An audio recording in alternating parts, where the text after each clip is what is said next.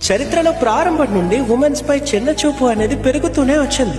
Scriptures లో, సొసైటీలో at least వారి పేరు కూడా మెన్షన్ చేయకుండా జెండర్ డిస్క్రిమినేషన్ జరుగుతూనే వచ్చింది.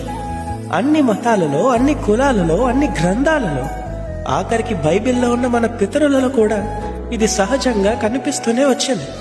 But you know what, Rahab అనే స్త్రీ వల్లే ఇశ్రాయేలీలు కనాను వెళ్ళగలిగారు.